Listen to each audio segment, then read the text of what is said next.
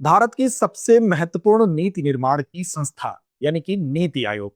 नीति आयोग के नए सीईओ यानी कि मुख्य कार्यकारी अधिकारी को नियुक्त करने की मंजूरी मंत्रिमंडल की नियुक्ति समिति के द्वारा दे दी गई है। इसी खबर के आलोक में आज हम जानेंगे कि कौन होंगे अगले सीईओ, साथ साथ कुछ परीक्षोपयोगी तथ्य जो कि नीति आयोग से संबंधित है। तो चलिए शुरुआत करते हैं वीडियो की। सबसे पहले इस खबर के आलोक में बात करेंगे, लेकिन उससे पहले एक महत्वपूर्ण सूचना। अगर आप तैयारी कर रहे हैं यूपीपीसीएस की, तो आप चाहते हैं अपनी बेसिक से लेकर एडवांस तक की तैयारी, तो आप जुड़ सकते हैं हमारे यूपीपीसीएस फाउंडेशन कोर्स से, जिसमें प्रीलिम्स और मेंस दोनों की तैयारी एक साथ होगी। हिंदी अंग्रेजी दोनों माध्यम में उपलब्ध है, ऑफलाइन और ऑनलाइन मोड में उपलब्ध है।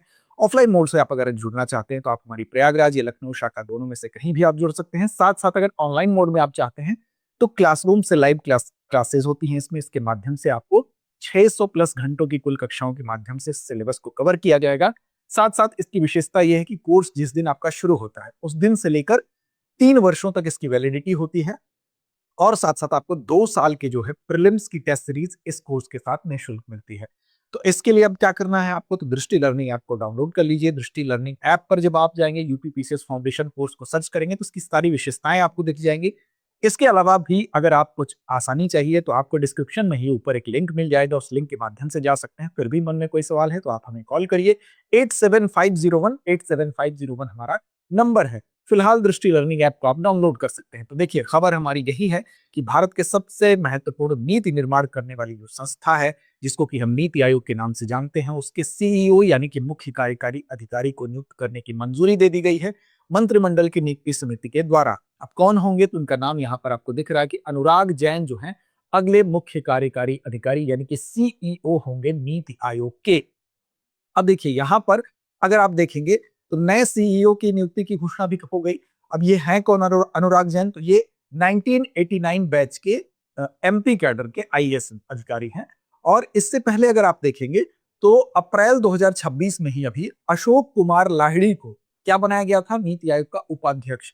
तो अशोक कुमार लाहिड़ी का भी नाम याद आप रख लीजिए कि अशोक कुमार लाहिड़ी जी को क्या बनाया गया था, इनको उपाध्यक्ष बनाया गया था। ठीक, तो इस तरह से साथ साथ अगर आप देखेंगे तो अन्य लोग भी इसमें पूर्णकालिक सदस्य भी कुछ उसी समय बनाए गए थे, जिस समय अशोक कुमार लाहिड़ी जी को उपाध्यक्ष बनाया गया था, जिसमें कि राजीव गौबा का नाम है, प्रोफेसर केवी राजू का नाम है, प्रोफेसर गोवर्धन दास का नाम है, ठीक, डॉक्टर एम श्रीनिवास का नाम है, अभय करंदीकर का नाम है। तो इन लोगों के बारे में भी आप इनका नाम भी देख सकते हैं। ये नाम आप यहाँ पर देख सकते हैं, ये भी नाम, तो इनको पूर्णकालिक सदस्य बनाया गया। अब देखिए, यहां पर हमको ये समझना जरूरी है, दरअसल नीति आयोग से संबंधित जब कोई नया अपॉइंटमेंट हुआ तो नीति आयोग चर्चा में आया। अब चर्चा में आया तो सबसे पहले तो इसका नाम क्या है, इसको क्या कहते हैं, पूरा नाम क्या है, तो आप जानते हैं कि नीति आयोग को हम किस नाम से जानते हैं, national institution of transforming India. ठीक, तो इस नाम से इसको हम जानते हैं, ये पूरा नाम है। इसी को शॉर्ट फॉर्म में हम क्या कहते हैं, नीति आयोग कहते हैं। और कब ये बना, तो 1 जनवरी 2015 को इसको बनाया गया। और इससे पहले इसी से मिलता जुलता कामकाज संभालने के लिए योजना आयोग होता था। योजना आयोग की जगह पर अब थोड़ा सा उसको और एडवांस वर्जन हम कह सकते हैं कि नीति आयोग 1 जनवरी 2015 को आता है, उसको रिप्लेस करता है।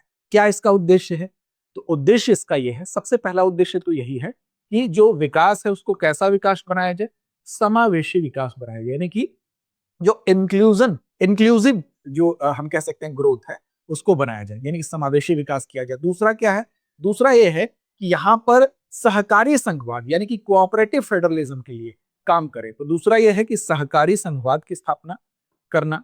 ठीक, सहकारी संघवाद अगर मुख्य परीक्षा में भी आप लिख रहे हैं तो आप लिखेंगे कि समावेशी जो है ग्रोथ होना चाहिए, समावेशी विकास करना, सहकारी संघवाद की स्थापना करना और सस्टेनेबल डेवलपमेंट यानी कि सतत विकास करना। ये मुख्य तौर पर इसका क्या है, इसका उद्देश्य है। तो नीति आयोग के उद्देश्य भी आपको पता होने चाहिए।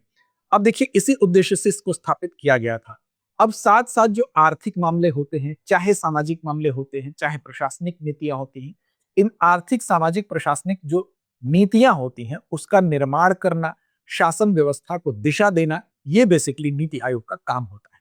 और राज्यों को, अगर राज्य नीति निर्माण करता है, पॉलिसी मेकिंग का काम कर रहा है, तो उसको भी, राज्य को भी सहभागी बनाकर केंद्र राज्य के बीच में कोऑर्डिनेशन कैसे बेहतर हो, कैसे समन्वय बेहतर हो, ये भी काम नीति आयोग का होता है। ठीक, तो ये भी आपको याद रखना है नीति आयोग के विषय में कि बेसिकली योजना आयोग को इसने क्या किया, रिप्लेस किया और national institution for transforming India के नाम से 1 जनवरी 2015 को नीति आयोग आ जाता है, जो भारत सरकार का क्या है, तो सर्वोच्च नीतिगत विचार विमर्श एक निकाय है, यानी कि पॉलिसी के मामले में हम कह सकते हैं नीतिगत विचार मंथन का निकाय है, जिसको थिंक टैंक भी हम कह सकते हैं। ठीक है ना? तो ये आपको याद रखना है, भारत सरकार का सर्वोच्च थिंक टैंक के तौर पर काम करता है, जो आर्थिक नीति निर्माण प्रक्रिया में राज्यों को भी शामिल करने का काम करता है। अब इसकी संगठनात्मक संरचना कैसी होती है, स्ट्रक्चर कैसा होता है, तो इसको भी देख लीजिए। तो इसकी संगठनात्मक संरचना की जब बात करते हैं तो सबसे ऊपर आपको इसका अध्यक्ष दिखाई देगा, और इसका अध्यक्ष कौन होता है? तो भारत के प्रधानमंत्री इसके अध्यक्ष होते हैं, यानी कि पीएम ही इसके क्या होते हैं? अध्यक्ष होते हैं, वो सबसे ऊपर होते हैं। उसके बाद अगर आपको देखेंगे तो अध्यक्ष के अलावा इसमें उपाध्यक्ष भी होता है, और पीएम के द्वारा ही नियुक्त किया जाता है उपाध्यक्ष को। तो उपाध्यक्ष कौन होगा? प्रधानमंत्री के द्वारा नियुक्त किया गया एक व्यक्ति होगा। ठीक, अब उसी पर उपाध्यक्ष के अलावा ही एक सीईओ होगा, जिसको कि अभी अपॉइंट किया गया है, जिसकी हम चर्चा कर रहे हैं, मुख्य कार्यकारी अधिकारी। ये कौन होगा? तो मुख्य कार्यकारी अधिकारी आप देख रहे हैं कि ये पीएम के द्वारा निश्चित अवधि के लिए नियुक्त किया जाता है, और नीति आयोग के दैनिक कार्यों और प्रशासन के संचालन के लिए जिम्मेदार होता है। भारत सरकार के सचिव के समकक्ष ही होता है। ठीक है ना? तो यहाँ पर सीईओ जो होता है प्रधानमंत्री द्वारा निश्चित अवधि के लिए नियुक्त होता है, दैनिक कार्यों का मैनेजमेंट करना, प्रबंधन करना भारत सरकार में सचिव के पद के बराबर होता है। दूसरा, ठीक, इसके अलावा इसमें सदस्यों की अगर बात करें तो सदस्य भी दो तरीके के हैं। एक तो होते हैं कि फुल टाइम मेंबर्स होते हैं, और एक होते हैं पदेन सदस्य। पदेन सदस्य मतलब एक्स ऑफिशियो जो मेंबर्स होते हैं, यानी कि पीएम द्वारा केंद्रीय मंत्री परिषद से 4 मंत्रियों को यहाँ पर नॉमिनेट किया जाता है, नामित किया जाता है। वो क्या होते हैं?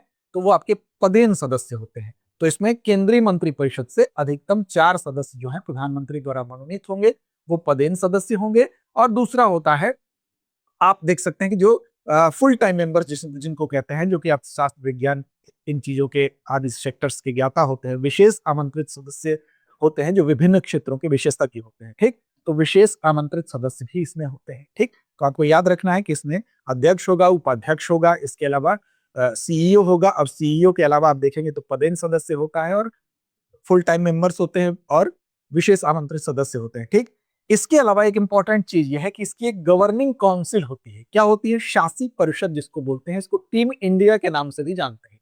तो शासी परिषद या गवर्निंग काउंसिल इसमें जो होती है, जिसको टीम इंडिया के नाम से जानते हैं, इसमें इस गवर्निंग काउंसिल में कौन होता है? तो इसमें पीएम भी होते हैं, इसमें इसके नीति आयोग के उपाध्यक्ष भी होते हैं, पदेन सदस्य भी होंगे, पूर्णकालिक सदस्य भी होंगे, और सभी राज्यों के जहां जहां भी सीएम होते हैं वो सीएम होंगे राज्य के।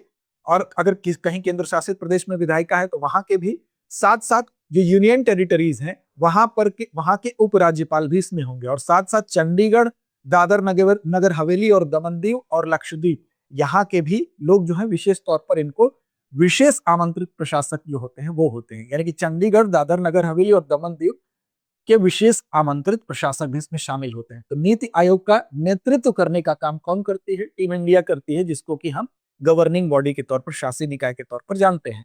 ठीक, अब इसकी संरचना आप देख सकते हैं कि पीएम भी इसमें होगा, उपाध्यक्ष और पूर्णकालिक सदस्य भी होंगे, पदेन सदस्य भी होंगे। सभी राज्यों और केंद्र शासित प्रदेशों के जहां पर विधायिका है वहां के मुख्यमंत्री होंगे, और अन्य केंद्र शासित प्रदेशों के उपराज्यपाल इसमें शामिल होते हैं। तो इस तरह से नीति आयोग जो है काम करता है। और मुख्य तौर पर आपको बताया गया कि नीति आयोग क्या करता है। तो नीति आयोग नीति निर्माण में राज्यों को भी सहभागी बनाकर केंद्र राज्य के बीच में बेहतर समन्वय करते हुए देश के एक थिंक टैंक के रूप में काम करता है। तो चलिए अब चलते हैं अभ्यास प्रश्न की तरफ। अभ्यास प्रश्न क्या है कि अप्रैल 2026 में नीति आयोग के उपाध्यक्ष, वाइस चेयरपर्सन के रूप में किसे नियुक्त किया गया है? आपको शुरू में बताया गया है, थोड़ा सा दिमाग पर जोर देंगे तो याद आ जाएगा। सुमन के बेरी, राजीव गौबा, अशोक कुमार लाहिड़ी या अभय करंदीकर। तो इसका सही जवाब दीजिए कमेंट बॉक्स में। साथ साथ चैनल को सब्सक्राइब नहीं किया है तो जरूर कर लीजिए। और सुबह 9 बजे हम आपके लिए लेकर आते हैं टारगेट यूपीपीसीएस को ध्यान में रखते हुए डेली करंट अफेयर्स का लाइव सेशन। तो उससे जुड़िए, जो कि डेली की महत्वपूर्ण अखबार की खबरों को हम उस पर चर्चा करते हैं, उस पर प्रश्न में आपको साझेदार बनाते हैं। तो उस पूरी प्रक्रिया में, उस साइकोलॉजिकल प्रोसेस से हम आपको एग्जाम तक जाते जाते एग्जाम के भय से मुक्त करेंगे और आपकी करंट अफेयर्स की तैयारी को बेहतर करेंगे। चैनल को सब्सक्राइब कर लीजिए, साथ साथ लड़ते रहिए अपने लक्ष्य की ओर, ईमानदारी से बढ़ते रहिए। अब एग्जाम की तैयारी को और बेहतर करने के लिए हमारे चैनल को लाइक, शेयर और सब्सक्राइब करना ना भूलें।